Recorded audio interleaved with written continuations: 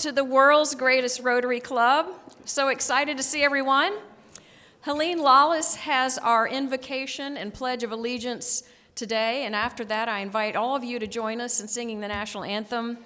Helene, as you may remember, did such a fantastic job leading our Rotarian Daughter Day not too long ago, and we're so excited to have her back today. So welcome, Helene. Good afternoon.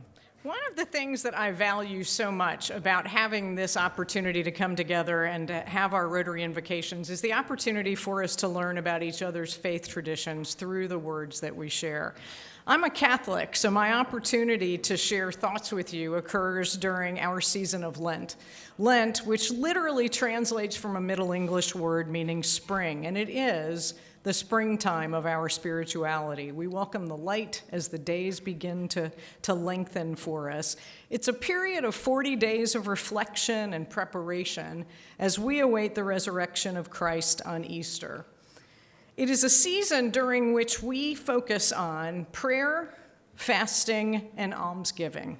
And perhaps most recognizable to non-Catholics are our practices of receiving ashes on our forehead on Ash Wednesday, or our abstaining from eating meat on Fridays during the Lenten period. I actually recall my father would actually refer to other Catholics as fish eaters. I can just hear him saying, another fish eater. Our fasting is to show solidarity with Jesus, who we believe fasted for 40 days and 40 nights in the desert, as we're told in Matthew's Gospel. Now, we ourselves couldn't survive such a journey, but symbolically, we pause, reflect, and find ways to give time to our faith during this season of Lent. With so much uncertainty around us today, I want to share with you some beautiful words from Monsignor Frank McNamee at the Cathedral of Christ the King just a few weeks ago. As Lent began, he shared the importance of starting during these 40 days, practices that can sustain us through the rest of the year, practices that can help us face the challenges that we face every day in our own lives. I found his words powerful, and I'd like to share them with you today. During this season of Lent, fast from fears and feast on faith. Fast from despair and feast on hope. Fast from depressing news and feast on prayer. Fast from discontentment and feast on gratitude. Fast from anger and worry and feast on patience. Fast from negative thinking, feast on positive thinking. Fast from bitterness and feast on love and forgiveness. Fast from words that wound and feast on words that heal. Fast from gravity and feast on joy and humor. I found inspiration in his words, and fellow Rotarians, with all of the uncertainty and divisiveness and turmoil that surrounds us all every day, I pray that we can all live in hope, gratitude, positivity, patience, joy, peace, and love to together face the challenges that are in our world today. And to share another faith tradition as I close, we Catholics begin and end everything. In the name of the Father, Son, Holy Spirit, amen. Good morning, ladies and gentlemen. Please join me as we pledge and then sing our national anthem. I pledge allegiance to the flag of the United States of America and to the republic for which it stands, one nation, under God, indivisible, with liberty and justice for all. And we don't have an accompanist, so. Oh, say, can you see by the dawn's early light what so proudly we hailed at the twilight's last gleaming, whose broad stripes and bright stars through the perilous fight o'er the ramparts we watched were so gallantly streaming, and the rockets' red glare, the bombs bursting in air, gave proof through the night that our flag was still there. Oh, say does that star-spangled banner yet wave o'er the land of the free and the home of the brave. It is great to be back this week. Sincere thanks to President-elect Stephanie for leading us so ably last week while I was away. It's great to see everyone again. We have another fantastic program ahead today. Following our announcements, we will hear an update from Jim Reed and several special guests, or a special guest from the Buckhead Club, about our Rotary efforts to support the situation in Ukraine. And following that, we have an all-star panel on the topic of criminal justice, featuring Sally Yates, Adam Gelb, and Thad Johnson. Very excited about the program ahead. We begin with a warm welcome to all of our guests. If you could please stand up and remain standing when I read your name so we can recognize you. I appreciate that. First, we will start with our guests, our visiting Rotarians. We have Todd Gross, visiting as past president of the Savannah Club. And we have two Radu Zernovanus, junior and senior, both of whom are visiting from the Buckhead Club. Welcome to all of you.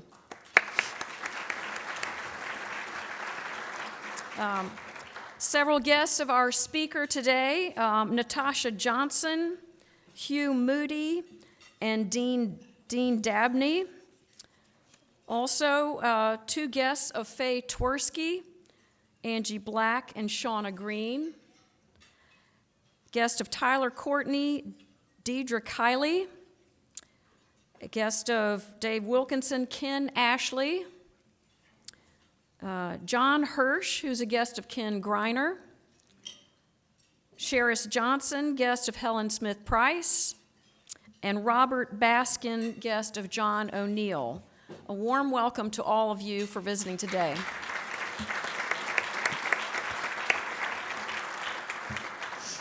Also wanted to say a special welcome to our new members. We had our new member orientation just prior to this afternoon's meeting, and I would like for all of those with a red badge to please stand up, if you could, please.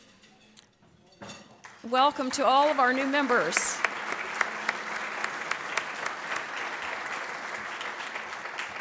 And I'm putting them on the spot so that each of you can make a special effort to introduce yourself and give them a warm welcome.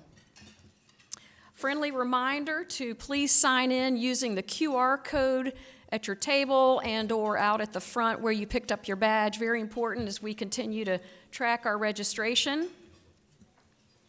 And as we begin our announcements, I'm excited that our next Rotary on the Road is right around the corner. And here to tell you all about it is our Vice President of Club Service, Billy Levine. Billy was the genius who conceived of this idea, and it's been such a well-received program. You may remember back in the fall when we visited Mercedes-Benz Stadium and visited with the Falcons. So Billy is here to tell us all about this next opportunity. Welcome, Billy. Thank you, Catherine. You read what I wrote very well. Thank you very much. I am absolutely not the genius who came up with the idea of Rotary on the Road, but as part of our engagement efforts for our club as we are getting back together, we came up with the idea of Rotary on the Road, which really goes back to our founding. 1905, Rotary was started by Paul Harris, and if you didn't know that it was a Rotary, one of the reasons that Rotary is called Rotary is because there was a rotating visit to each member's place of business so that they could learn more about what each other was doing. And so Rotary on the Road is really going back to our roots, if you think about it. We have the opportunity on April the 4th. We've been invited by Norfolk Southern to their headquarters. It's a new building in Midtown. So first and foremost, don't come here next Monday, okay? We always have someone who shows up. And we're the guest of Jim Squires, who is the outgoing CEO of Norfolk Southern. We will be meeting at our regular time, noon. We will include lunch and an address from Jim, as well as an introduction to their incoming CEO, and an opportunity to look at their National Operations Center. So if anybody here ever played with model trains growing up, this is going to drive you crazy. It'll be a fabulous event. In addition, this event is kicking off an April month of supply chain programs. Stephanie mentioned it last week from the podium, but let me give you a little bit more detail because Bill Hennigan and David Rubinger have done an incredible job of putting together a series of programs to focus on the supply chain, especially here in Georgia, and what it means to our economy. We kick it off with Norfolk Southern, Rotary on the Road at the Norfolk Southern headquarters.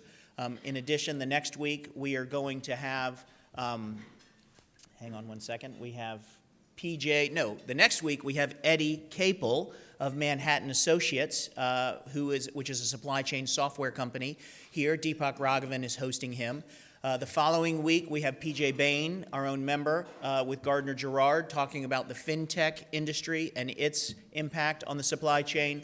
And then our fourth program in the month of April will be Griff Lynch, who is the head of the Georgia Ports Authority, and he and Doug Hertz will be here talking about that important asset and the impact on the supply chain in our state. So we have a series of fabulous programs coming up for the supply chain. We kick it off with Norfolk Southern next week at Norfolk Southern's headquarters, and if you haven't had the opportunity to RSVP, the folks at Norfolk Southern have kindly asked us to give them numbers, so please take a moment, respond to some of the emails, let some of the folks at the table out front know if you're going to be there.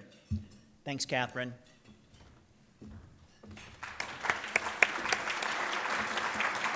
Thank you, Billy. I also want to add two other notes of special thanks. Bob Hope, who was instrumental in connecting us with the Norfolk Southern opportunity, so special thanks to Bob. And also, as you've heard about this incredible lineup on the supply chain, Adrian Cronje will be leading and facilitating each of those future programs. You are in for an incredible treat with the group that he has pulled together. So special thanks to you, Adrian, for all of your great work bringing those experts for us to hear. Also, a reminder about several other great speakers coming up in the month of May after the supply chain series. Mayor Dickens will be with us on May the 2nd. Our spring cocktail at the Atlanta Botanical Garden is on deck for May the 9th, and that will also include a special new member pre-reception where you'll have a chance to get to know all these great new members even better.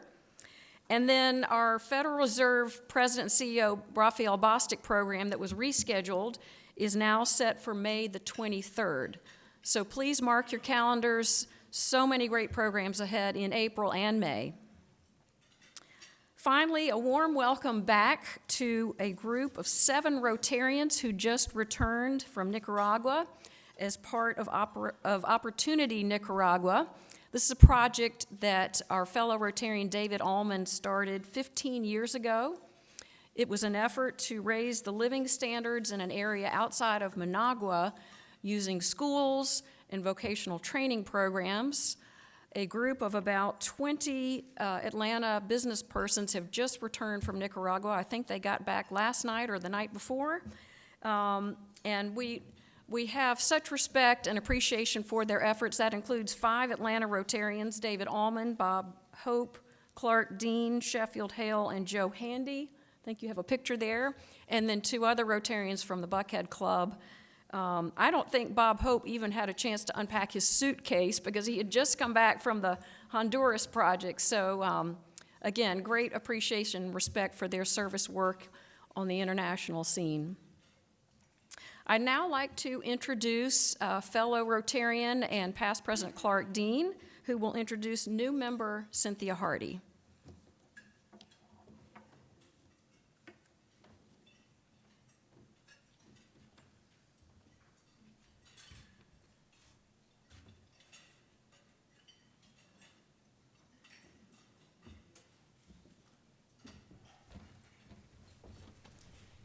Thank you, President Catherine. And it is truly a delight to welcome and introduce you guys to Cynthia Hardy.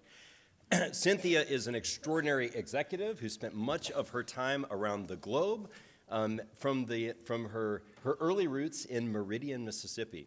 So she grew up as a girl in Meridian, Mississippi, and has gone on to Tokyo, to New York City, to places around the world, largely in the insurance sector, as one of the global leading executives running a major global division for AIG. She developed and honed her skills, building relationships, and at the same time making a difference around the world. She has a lot of friends in Atlanta, many of whom are in the Atlanta Rotary Club, including fellow co-sponsors Virginia Hepner and Hala Modelmog. Hala was actually responsible for helping recruit her to Atlanta because the business that she had built, Pivot Consulting, Pivot Global Partners, was such an extraordinary organization that she wanted to make sure that we had that kind of organization led by the kind of talent that Cynthia is here in Atlanta. Personally, I got to know Cynthia through our very own Atlanta Friendship Initiative. At one of our early events, I got to meet Cynthia, and we just immediately became very close friends. I found her to be an incredible personal mentor. She gives me great advice, which I try to always take, and I know that I'm not alone in saying that. I hope that as the year goes on and the years go on, you'll afford yourselves an opportunity to not only get to know her through Rotary and always take her advice, but also read her book, Crossing Meridians, which is an extraordinary testament, reveals a lot about her life, her growing up, but also is a powerful model for leadership development that many of you might find useful as you groom those in your organization. So thank you and welcome Cynthia Hardy to the Atlanta Rotary Club.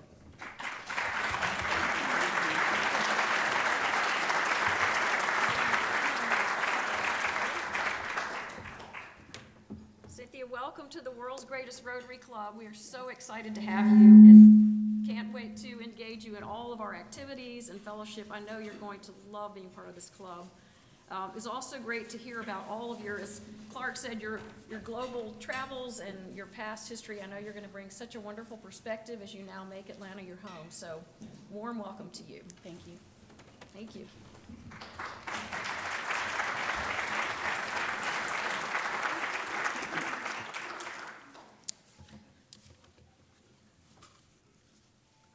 A few weeks ago, I mentioned that there are 46 Rotary clubs in Ukraine, and we continue to keep our fellow Rotarians and all of those impacted by the events in Ukraine in our thoughts and prayers.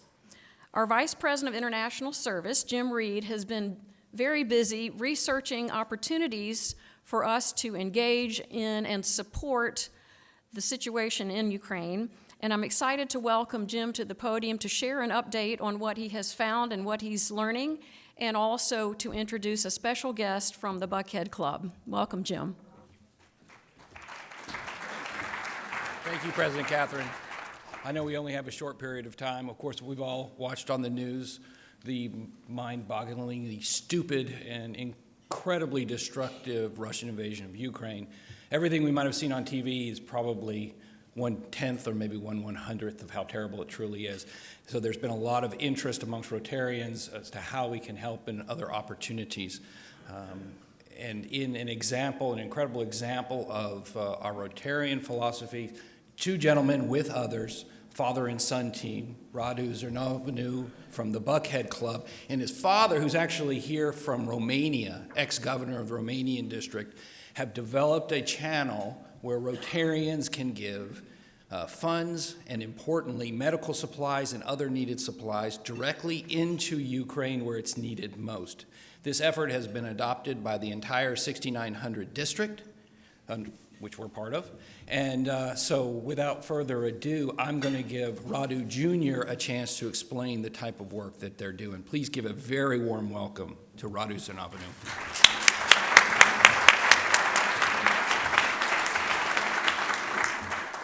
Thank you very much, Jim.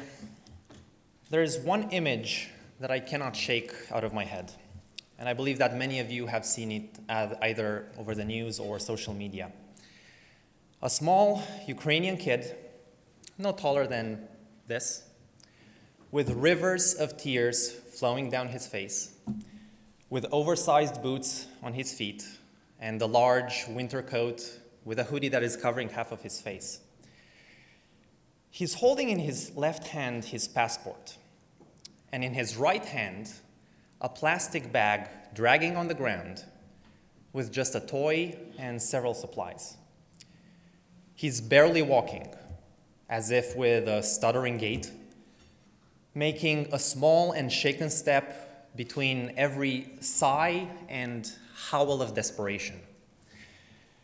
As he crossed the border out of Ukraine, his tears became the tears of an entire world. So there are two large humanitarian problems that we are trying to work in support of. We have the refugee crisis and the hospital or medical system crisis. For the refugee crisis, there are 3.6 million Ukrainians who have fled the country so far, and 10 million Ukrainians have been displaced from their homes. Half of Ukraine's children have been displaced from their homes. There are large refugee camps all over Ukraine, consisting of women, elderly, and children as young as newborn. And in these camps, they're really struggling with basic resources, which are not only scarce because of the supply chain, but they're also targeted by the Russian attacks. And as they're leaving the country, the queues to get out stretch over more than 25 miles at all the borders, and they need to wait in line for 2, 3, or more days in sometimes treacherous conditions with very little water or food.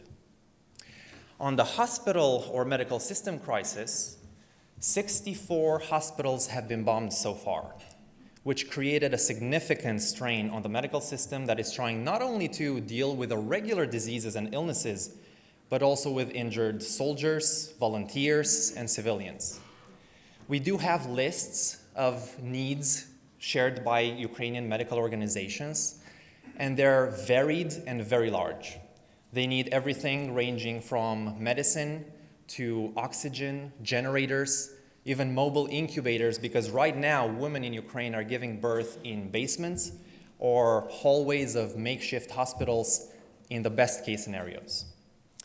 So our current efforts are the result of the collaboration between multiple entities. We have several clubs here, our district, through the leadership of District Governor Mary Ligon, Chris Brand and his team at Friends of Disabled Adults and Children, or FODAC, Steve Sterling and his team at MAP International. I know he is a member of this club. We have Rotary District 2241, Romania and Republic of Moldova, through the coordination of my father, past Assistant Governor Radu Zarnavanu Sr., current District Governor Adi Luca, past District Governor Emil Shopoyan, past District Governor Daniel Tanase. Then we have District 2232 in Ukraine through the leadership of the Special Crisis Committee Chair Olha Palichuk, and together with other Rotarians that are part of the Ministry of Health there. Rotary District 2231 in Poland through the coordination of District Governor-elect Piotr Jankowski, and then also Salvation Army, UPS, and Airlink. So in our response on the refugee crisis, we are purchasing and collecting basic supplies in the district in Romania based on the needs list shared by local Ukrainian clubs that are then transported over the border, trucked over the border to Ukraine, where Ukrainian Rotarians are distributing them among different refugee camps. And then on the hospital crisis, we are gathering medicine, medical supplies and equipment, even meals ready to eat, here at the FODAC facility in Atlanta, from where we're transporting them to Poland to have them crossed over the border from Lublin to Lviv, or to Romania to have them crossed from Suceava Humanitarian Hub to Czernowitz. From there, the Rotarians are distributing these to specific hospitals all across Ukraine. So far, considering everything that we've already delivered, also supplies that are currently being sorted and packed, as well as ones that we're waiting from our donors to be transported, we have gathered roughly around $350,000 worth of supplies. So this crisis has brought terrible horrors in Ukraine, but it has also brought an unprecedented unity globally. And Rotary is a prime example of that. Only in these efforts that I'm mentioning here, and there are others, we have dozens of Rotary clubs, as well as several hundred Rotarians currently involved. So, to help with these efforts, I would like to make a plea to all of you, our fellow Rotarians. If there is the possibility to assist with the fundraising as well as the collection of medical supplies and equipment, I will ask Jim if it is possible to have an email sent to everyone with this opportunity to assist with more details of exactly what you can do. These efforts may seem like just a drop in the ocean, considering the vast needs of Ukraine right now. However, our contributions, no matter how small or large, will help so that next time someone like that little Ukrainian kid who's no taller than this, next time they're crossing the border, there will be tears of joy for returning home and to his family. Thank you.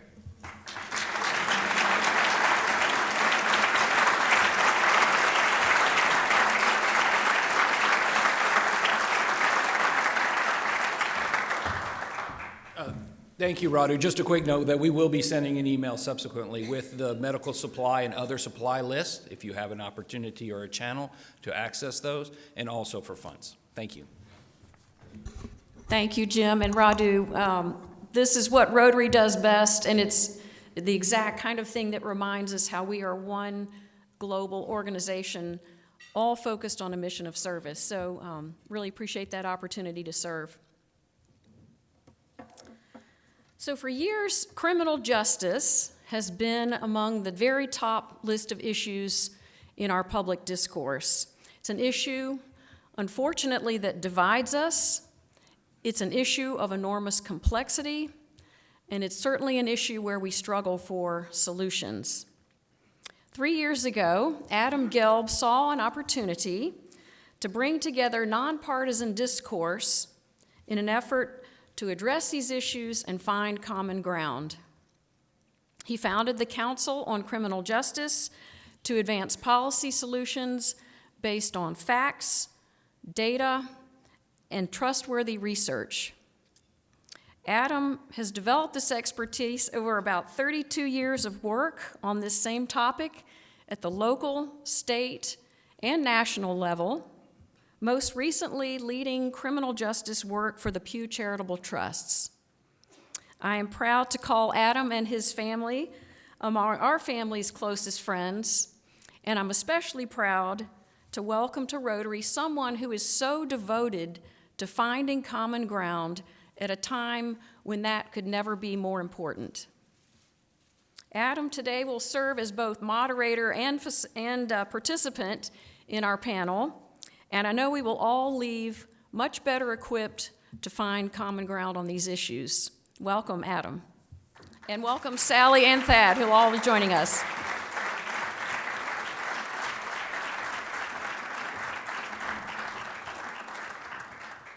We're going to kick straight into gear here. And I just want to start out by saying, you know, we have a system that produces neither enough safety nor enough justice. And that's what the Council on Criminal Justice is really about. And a deep sense and an abiding faith that you bring people together across partisan lines and you focus a conversation on facts and evidence, as Catherine just said, that we can find common ground and forge a productive path forward, even on this most complex of issues. So that's what we do. We are unique, and we do it in three unique ways. First, we're an invitational membership organization that's forging a forum. We call it a center of gravity for diverse voices across the field to recognize the expertise and leadership of some of the top people in the field, and to incentivize excellence among emerging leaders with that. The second, we are a truly nonpartisan think tank, a proper think tank. There are a lot of organizations out there that like to cherry pick data and like to spin things in a way that fits their predetermined policy agenda. We don't do that. We're calling balls and strikes here and anchoring things in facts. Third, we pull these two pieces together, the invitational membership and the think tank. And we form task forces, diverse groups of CCJ members, and ask them to focus on the facts and come to agreement on a path forward. And I've seen it so many times over the years that when you do that, and you do it that way, you can achieve that common ground, and you can have enormous power in terms of changing the tone and direction of the national conversation. So that's what we do, and we've run 5 task forces now, one on policing most recently, one on violence, and that's what we're going to focus on here today. And that the 3 of us come at this from very different perspectives. Sally is a career federal prosecutor now in private practice at King and Spalding. Thad is a former police officer, now a teacher and researcher at Georgia State. Myself, having been a journalist turned congressional and governor's aide, local program provider, and now running a nonprofit organization. So despite the fact that we come from these different places, we do find extraordinary agreement, but not on everything. So let's see where this goes. There has been, some people call it an uptick, some people call it a surge, some people call it a spike in violence. But by our calculations, we saw a 30% increase in homicides in this country between 2019 and 2020, and then another 5% increase after that. What is going on with violence in this country, and why? Well, actually, Adam, I think you're probably the person best positioned to answer that since you are the research folks. But before we get into that, I just have to say thank you for the invitation today. And I was speaking with Sonny Derrico out there, and we were talking about one of the last times that I was here and talked about human trafficking. And I just have to give a shout out to this organization and what you did after that. Because I can tell you, I've given a lot of speeches, and there are a lot of organizations that'll, kind of look back and admire the problem and say, well, that's a heck of a thing here. But you all didn't do that. You grabbed hold of it and did something really big and impactful with that. So hopefully maybe you all can solve the violent crime problem as well that we have. But I did want to I couldn't let this moment pass without a shout out on that. And Terrific. Also to Adam, because I've known Adam for a very long time, and the council was just a glimmer in his eye when he first started talking about it with me, and his vision for what this could be as really the authority, the clearinghouse on really thorny, difficult criminal justice issues in an organization that, as he has said, doesn't have an agenda. And I knew Adam was great, and I thought, well, this sounds like something that's needed, but goodness knows, there are 1,000 different criminal justice nonprofits out there. But I'll be darned if through sheer force of will, Adam hasn't made it happen. And now the council is actually looked to on many difficult issues that our country is grappling with here today. And so, Adam, I could repeat what I have read from you in terms of what are the reasons for the increase. And I think to call it an uptick almost doesn't do justice to what we are suffering from right now, and certainly doesn't do justice to the victims who have been victims of violent crime. But I know that it does seem to be no one answer that you can give. It's happening in blue states and red states, in cities that have been progressive and reform-minded, and those who have not. It's happened in small and large cities, north, south, east, west, and a swirl of pandemic issues and despair and loss of economic opportunity and breach of trust, which I think is critically important between law enforcement and the communities they serve. And did I just steal all your thunder? That's a lot of thunder. Okay, yeah, that is, yeah. Dad, back up for a second. That's probably the biggest point about what's going on here. But let's talk first a little bit and come back to that, Thad, with some of the things that are happening in this country that are leading to what we're seeing. Yeah, well, look, we have this pandemic, right? We have a lot of untreated trauma in our nation. We're all dealing with it, right? This has been a heavy 2 years. But let me kind of make sure I say this. We saw upticks, if you want to call it uptick, before the pandemic. For instance, we've only focused on fatal gun violence. When we look at non-fatal gun violence, that uptick started in 2018, 2019, and then it exploded in 2020.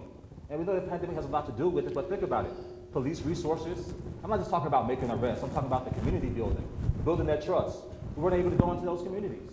Think about it as well. A lot of mental health, substance abuse issues.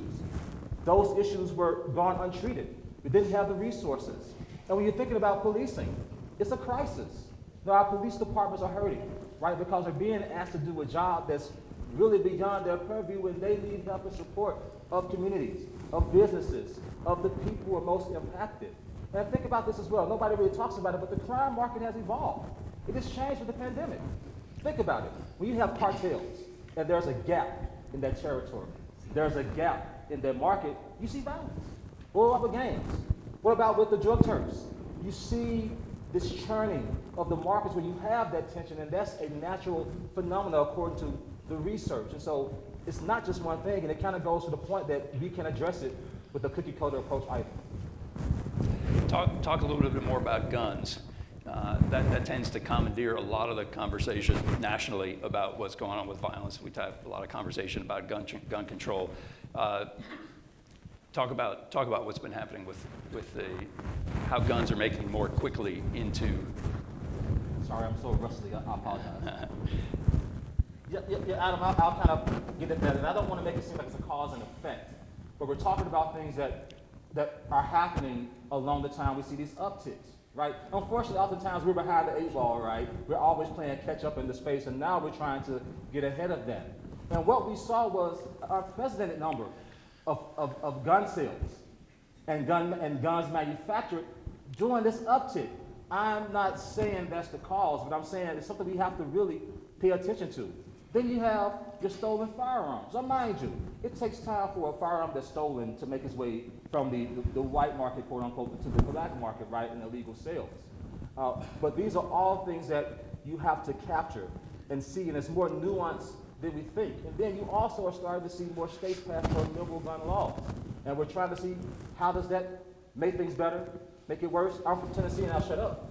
But the lovely land of Tennessee, they're trying to extend law enforcement rights if you're a gun permit holder, and if you don't hold a gun permit, then you still can carry your weapon. And these are the type of things we need to revisit, because guns are dangerous things, and yes, people are the ones who use these weapons, but the research and the writings on the wall that there's something going on there. So we've seen increased sales of guns, making them their way more quickly into crime scenes. We've seen the stresses of the pandemic, both emotional and financial, on people, and the isolation from family, from churches, from other institutions in the community, and social services and programs that can help people deal with stressful times. Sally, back to your point about trust. If we're being honest, which is our ethic, we have to note that yes, while there were signs of an increase in violent crime and homicide before the pandemic started and before police killing of George Floyd in Minneapolis, the real spike occurred in the immediate aftermath of that, in the context of the social protests in this country around that. Can you talk a little bit more about that police community trust and how, at the end of the day, there are a lot of programmatic things we can do, but fundamentally, if we don't have legitimacy of our government institutions and respect for the law, we're going to be swimming uphill. Yeah, and that's something I was, involved in law enforcement for over 30 years, vast majority of which was here in Atlanta.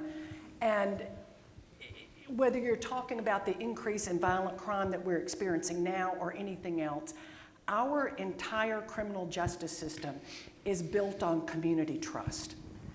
And when the community does not have trust in that system, when people don't believe that it operates fairly and that it applies equally to everyone, it all breaks down. I mean, I thought as we were just standing a few minutes ago and reciting the Pledge of Allegiance, the final words of that pledge, as we all know, are "with liberty and justice for all." That founding promise of equal justice. Well, when people not only don't feel like there is equal justice, but they are not seeing that on the streets of their neighborhood when they see and feel the disparate impacts racially on Black Americans. That undermines public confidence and trust in law enforcement. And we can try to force it and make it work without that trust, but we're gonna be nibbling around the edges. And so that's why, to me, it's really, and this may be getting ahead of where you were going here, addressing some of the issues that we have with respect to need for police improvements. You're not gonna find a bigger fan of the cops than me. I mean, I worked with them for 30 years, but we all have to acknowledge that there is room and necessary room for improvement when you're talking use of force and implicit bias and other issues. We have to be willing to embrace both contemporaneously to deal with an increase in violence at the same time that we recognize there is real need for reform. That's so reasonable and rational. But it doesn't characterize the debates that we have in these countries today. Our debates are either or debates. They're not both and debates, and that's unfortunate. So say more about this. I know these high-minded principles, but isn't this really actually about cash bail? I mean, isn't it about that the police arrest people and now we have policies that just let them loose before the paperwork is dry? No, I mean, look, I don't think, although some would certainly want to push you into either you're for the cops or you're against them, I know from my time as a prosecutor here, there's nobody who wants reform more. There's nobody who dislikes a dirty cop more than a good cop, or a cop who's not following the kinds of use of force procedures that should be used for community trust. So I completely reject this idea that in advocating for any type of reform that means that you don't back the blue or you are not supportive of law enforcement. It's just the opposite, I think, in that. And in terms of cash bail, you know, this is where I think taking these really important social issues that we have and having them pushed into partisan arguments really does the public a disservice and frankly is dishonest when that happens. When you talk about cash bail, yes, it's a problem if someone who is violent is released back on the street after they were arrested for a crime. But we don't have a problem in this country with not keeping enough people in prison pre-trial. 2/3 of the people who are incarcerated right now in the United States are in prison when they haven't even been convicted of a crime yet. 2/3 of those people. So that's not the issue. The issue is when you have state systems, because the federal system is different, right, that are not based on risk and instead are based on the size of your wallet. And it should not be, and it is not equal justice, if you commit a crime and you can bond out, if you've got $15,000 you can pony up, but you're going to sit in that jail for days, months, and sometimes years awaiting trial if your wallet is a different size. That's not, it needs to be risk-based, and we should be keeping those dangerous people in prison, detained pre-trial, but not based on how much money they have. Right. Thank you. Thad, so if the problems are as we described, what do we do about this? It's not cash bail. Sally has said we're not locking up too many people, so we can't just simply say, well, that's the easy part. Let's keep people more locked up at pretrial. Let's send the prison population back in the other direction, growing. What should we do? No, this is a great point. I'm going to use this other mic. Sorry. That's a great question, and I also enjoy working with Adam and Sally because they make it easy for them. I can always dovetail and piggyback a little bit. And I will come back to the cash bail thing, but the one thing that you all have both mentioned is that this is multifaceted. This is complex. It's not just one thing, right? And so I will say, we're talking about public safety. The first thing we need to do is stop thinking about public safety in a dichotomous fashion. My wife and I, we work together, and we always be dichotomizing ourselves to death when it talks about democracy, when it talks about governance. And we have to avoid these false options, right? Like it's either or. We have to either improve police or we have to or reduce crime and violence. Either invest in the justice system and its actors, or make investments into the community and those service providers. Unfortunately and fortunately is that we need it all, right? We can't just choose one thing. We have evidence that takes us there, and oftentimes we turn to violence and crime and look at the police. That's natural. But mind you, a lot of these issues are much bigger than what the police can actually address. And we talk about more or less, and mind you, real quickly, I grew up in a Baptist church, and so when the preacher starts talking too much, they pull the coattail, so if I'm talking too much, please pull my coattail, right? But what I will say is that research has shown that it's bigger than more or less officers. What's going on is that it's how we use them. In fact, research says that if we randomly take officers in uniform and mark units, and we put them on the street and just patrol or increase foot patrol, citizens might feel safer, but guess what? The actual crime levels go virtually unimpacted. So that means that we can use targeted approaches, holistic approaches to dealing with crime. And Sally also talked about, and I'll shut up real quickly, about the community. The community is so utterly important, right? If we want the midterm, short-term, and long-term successes of these programs to take place and bear out, we have to have community investment. I mean, look, at the most basic level, police can't resolve crimes that citizens are not willing to report. Police can't resolve crimes that are not going to be witnesses. And citizens can't resolve crimes by themselves. And oftentimes they don't trust the police, they're not confident in the police or the system. It's explainable, but we have to move past that dichotomy. And let me just say this.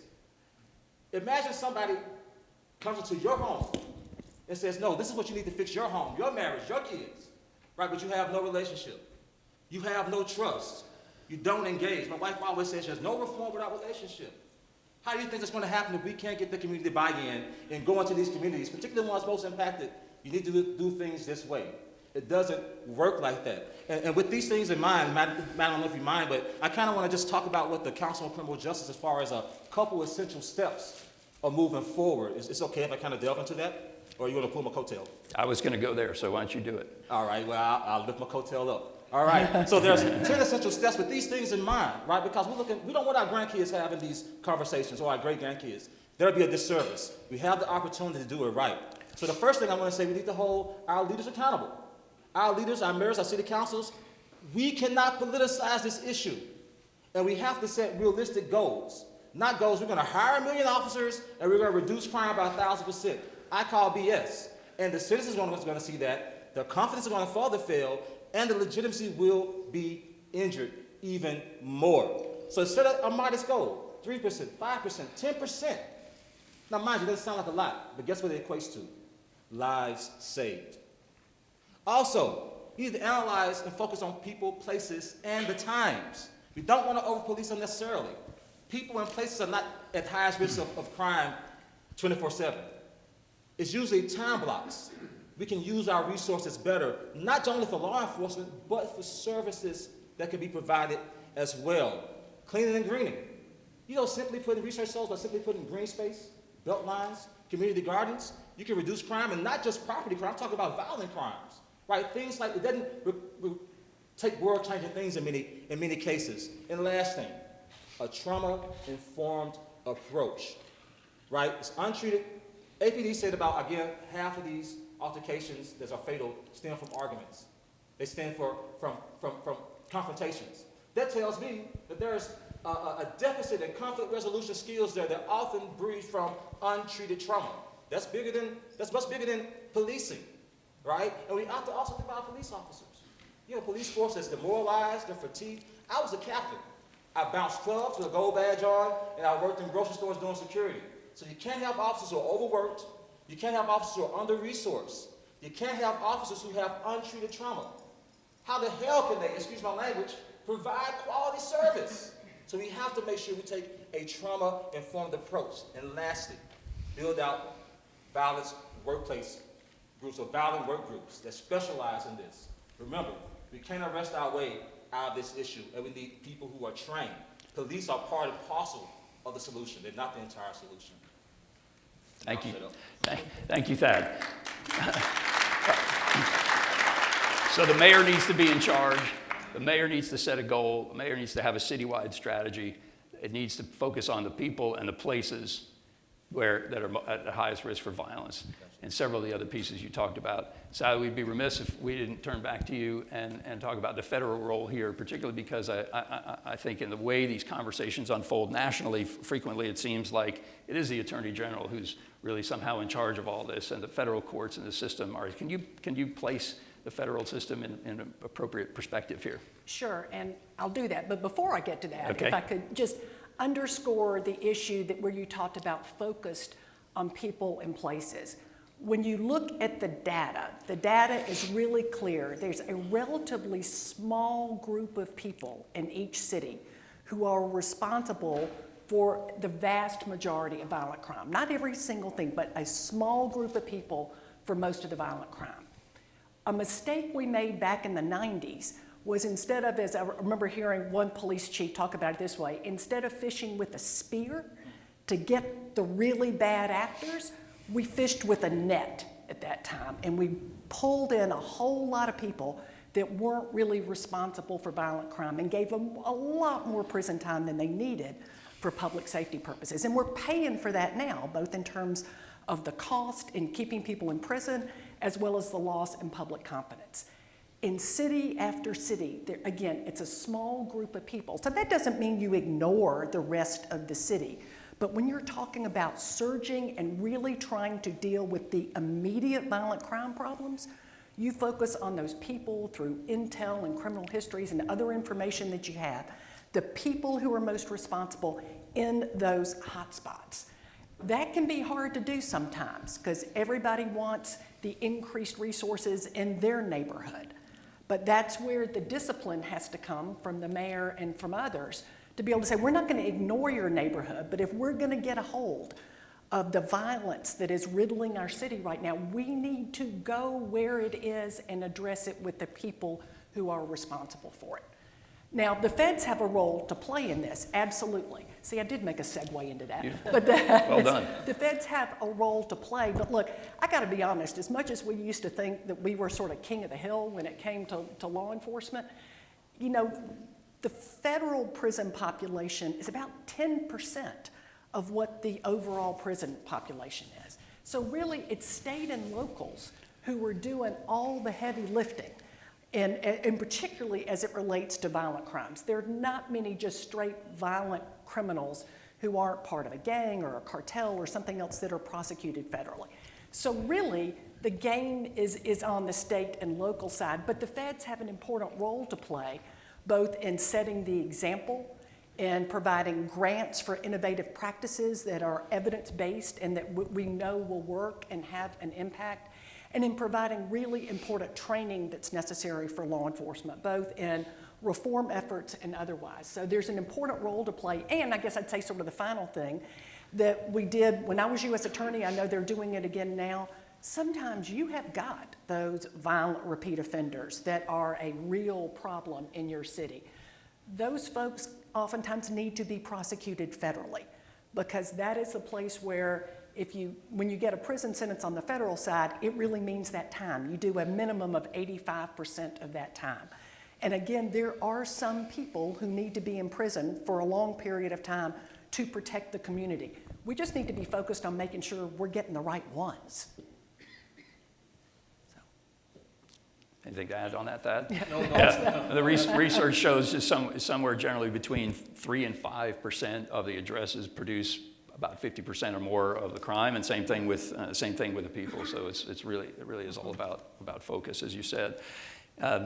Talking about the role of local government and the federal government, what about the role of business? We're in a room here with a lot of folks who have a different angle on this. I think we're getting the hook. This last question. Oh, okay. Yeah. Okay.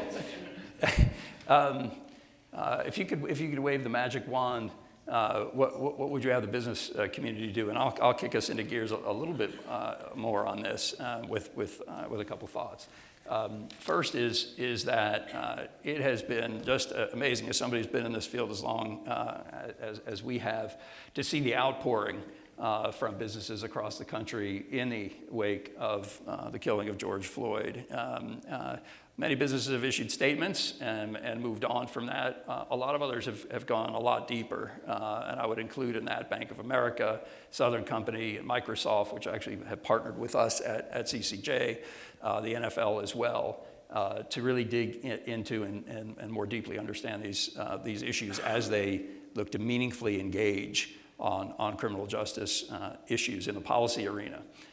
They also have done a number of things in their own work. I was delighted to hear the focus coming up here at Rotary on supply chain. That's been one of the big pieces of the larger social justice movement here, is to diversify supply chains and things. But if I had one thing, that if I could wave that magic wand, it would be for the business community to not only sustain this level of interest and effort in these critical issues, but to really insist with your elected officials that they apply the same type of return on investment framework to how they're going to deal with violence and these issues that you all deal with in your everyday lives. You know, it's not the responsibility of government to just do some things that might work a little bit. It's really the responsibility of government to figure out what are the most strategic, what are the things that can have the greatest impact on this.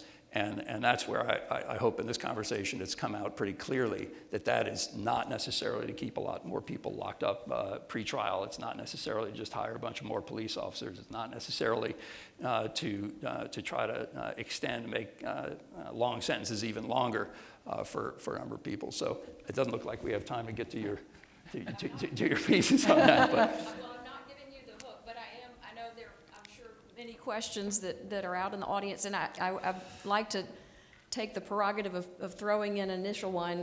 When we were preparing for this program, Adam, you had shared several myths, and I thought it was very interesting.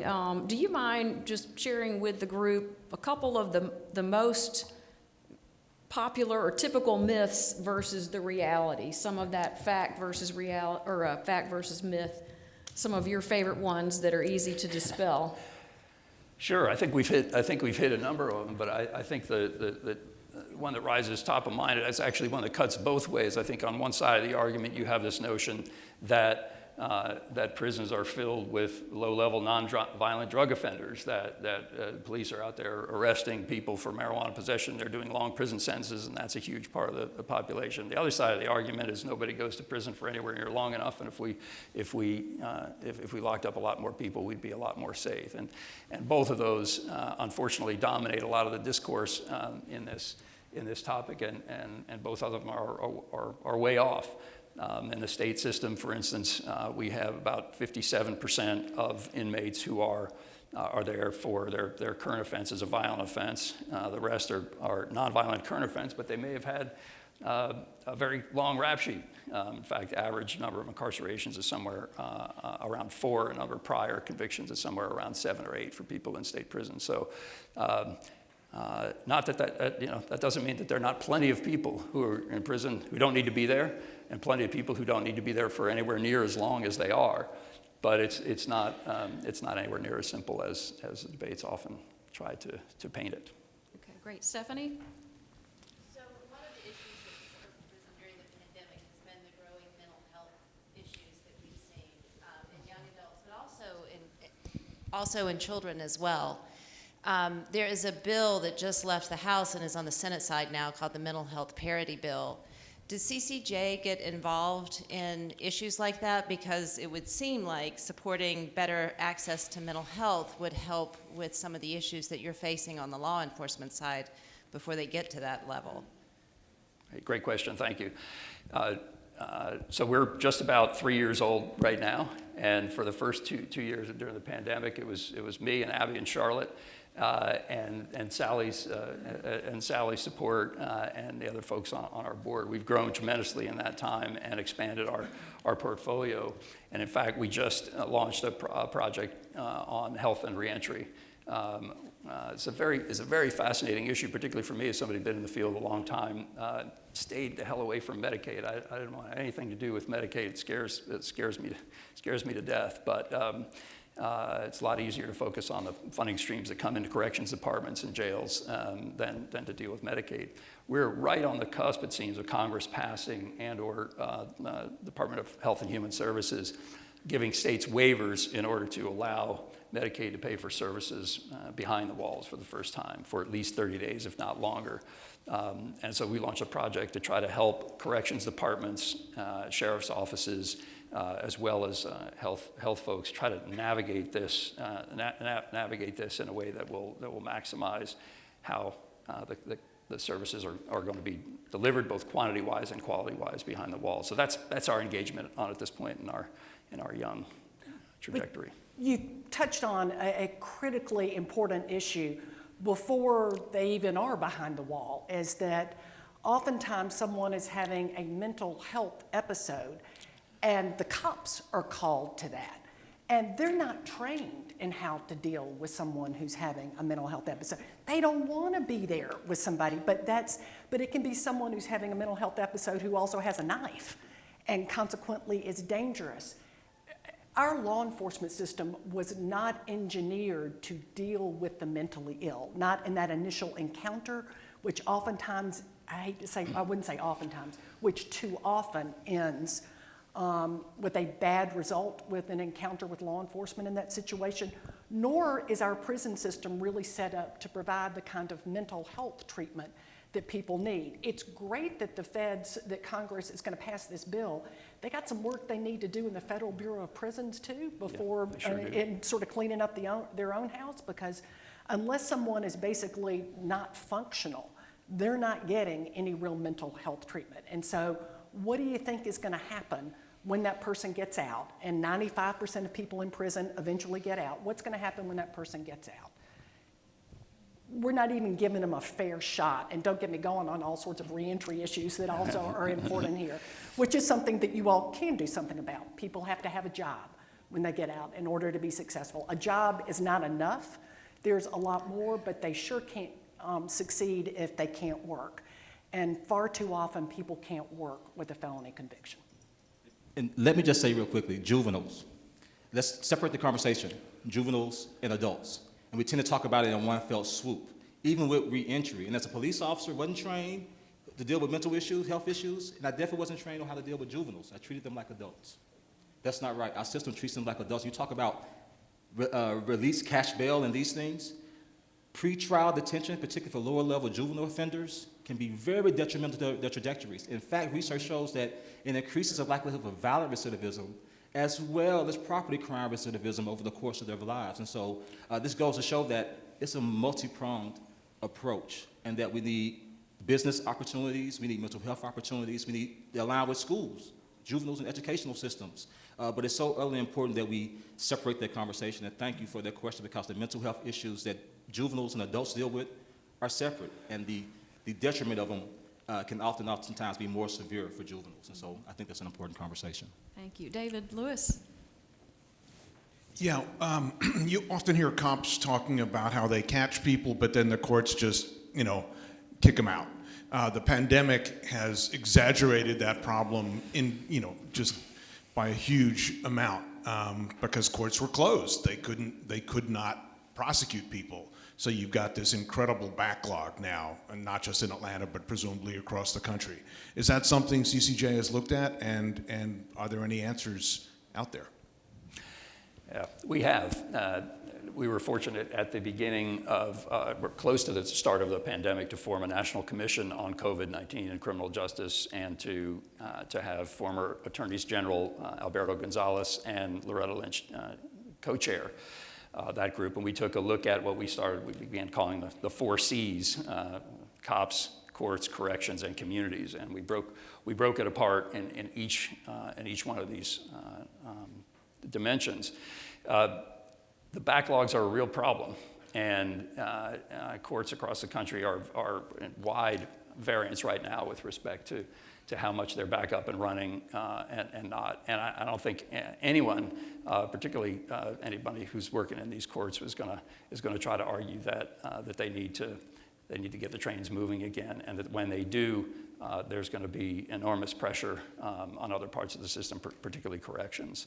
If you're asking more directly, I think we had about the impacts on crime and the quick release of folks. I think the comments earlier are really important here.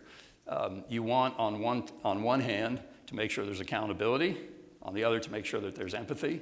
You also want to make sure you understand that the most important things about deterrence are swiftness and certainty, not severity.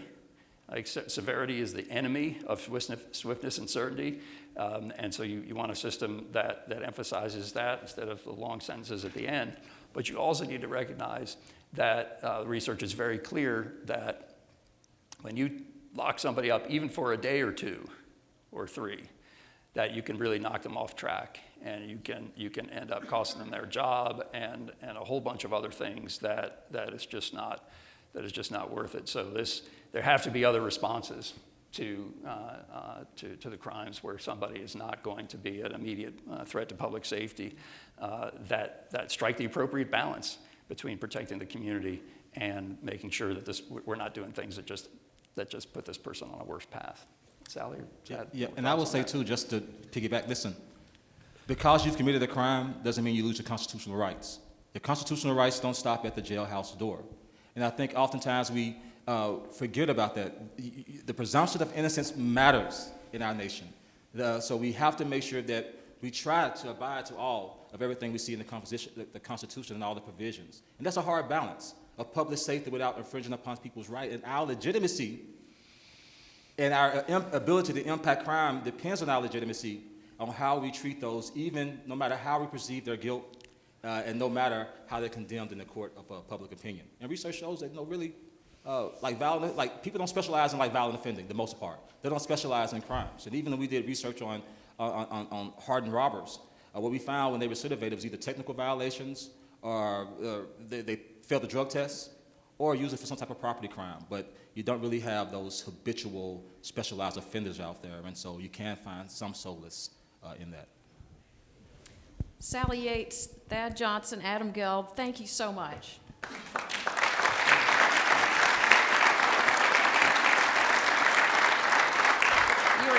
You're each such incredible experts and so immodest about your introductions, but we are just deeply grateful for your expertise, and thank you for what you're doing to make this a better country. Appreciate you. All right.